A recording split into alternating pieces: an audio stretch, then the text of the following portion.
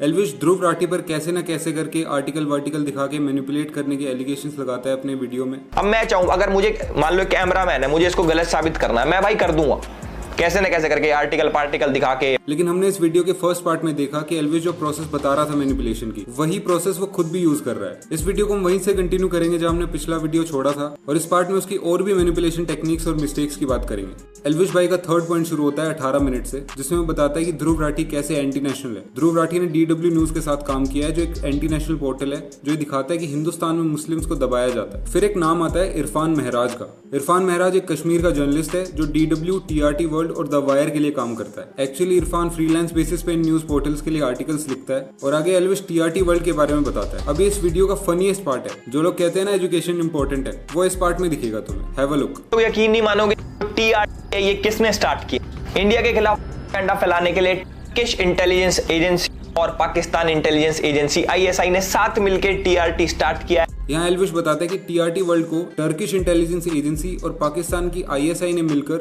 Anti India propaganda फैलाने के लिए शुरू किया। और अगर हम इसके पीछे लिखे हुए आर्टिकल को पढ़े, उसमें साफ लिखा हुआ है कि टर्किश इंटेलिजेंस एजेंसी और पाकिस्तान की ISI ने TRT को नहीं बनाया। TRT वर्ल्ड के थ्रू उन्होंने एक प्रोपेगेंडा टीम बनाई है। कुछ देर पहले बैकग्राउंड में आर्टिकल्स दिखा के मैनिपुलेट करने वाली बात जो कर रहा था ना एल्विश, ये वही हो रहा है। मतलब TRT world anti India propaganda के लिए नहीं बनाया गया था। TRT वर्ल्ड एक मीडिया कंपनी है टर्की की, उसके थ्रू कश्मीरी मुस्लिम्स को हायर करके एक टीम बनाई गई है। और अगर इरफान महराज TRT वर्ल्ड में आर्टिकल्स लिखता है, इसका कोई सबूत नहीं है कि वो एंटी इंडिया प्रोपेगेंडा की टीम का हिस्सा हो। सबूत तो नहीं है, लेकिन एक एलिगेशन है जो एल्विश आगे इस वीडियो में लगाएगा कि NIA ने इरफान मेहरा को लास्ट ईयर अरेस्ट करा था, क्योंकि इसके तार आतंकवादी ये जो क्या कहते हैं संगठन, इनके साथ जुड़े हुए थे भाई। ये जितने भी बड़े बड़े अलकायदा पलकायदा होते हैं ना भाई, यार उनके साथ काम कर रहा था।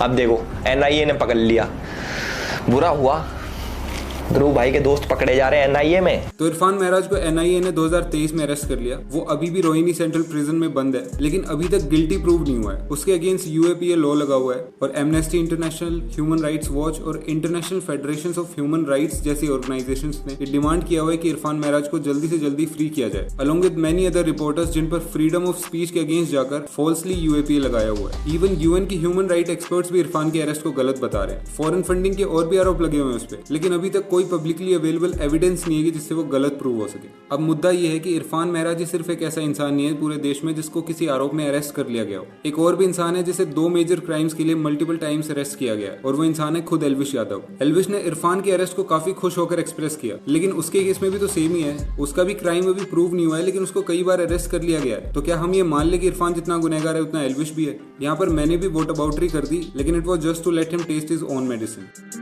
पर चलो, इरफान टेररिस्ट है या जो भी है, अपने को उससे कोई मतलब नहीं है। इरफान का ध्रुव राठी के साथ क्या कनेक्शन है, ये है मेन मुद्दे की बात। और एल्विश के हिसाब से इरफान ने DW और TRT वर्ल्ड में फ्रीलांस बेसिस पे आर्टिकल्स लिखे हैं, और ध्रुव राठी ने भी DW के साथ कुछ वीडियोस की एक सीरीज करी है। यही कनेक्शन है ध्रुव और इरफान महराज का, जिसे एल्विश कब से इरफान मेहरा बोले जा रहा है। फिर एल्विश ने 21 मिनट 5 सेकंड पर ध्रुव राठी का एक ट्वीट दिखाया, जिसमें ध्रुव ने एल्बर्ट आइंस्टीन का कोट लिखा था, nationalism is an infantile disease. अब इस बात से ऑफेंड होकर एल्विश ने काफी फिलोसफिकल रीजंस दिए कैसे राष्ट्रवादी पना होना हमारे लिए एक प्राउड की बात है। क्या बोलते हैं भाई नेशनलिज्म को हिंदी में? राष्ट्रवादी पना।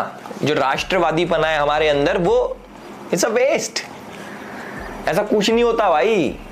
ये हमारे ध्रुव भाई ने लिखा था। बताओ, हम तो भैया देश प्रेमी है खूब। अब हमें कुछ भी कह लो, हमें वेस्ट कह लो, हमें बेवकूफ कह लो, हमें पागल कह लो, देश प्रेम हमारे अंदर भरा है। यहाँ पूरे शरीर में देश प्रेम भरा है। पहली बात तो वो राष्ट्रवादी पना नहीं, राष्ट्रवाद होता है। और दूसरी बात, देश प्रेम और राष्ट्रवाद 2 अलग अलग चीजें। पैट्रियोट और नेशनलिस्ट के बीच में बहुत डिफरेंस है, जो शायद एल्विश को और उसके स्क्रिप्ट राइटर को नहीं पता। इस पूरी दुनिया में ऐसे बहुत सारे लीडर्स, साइंटिस्ट, ऑथर्स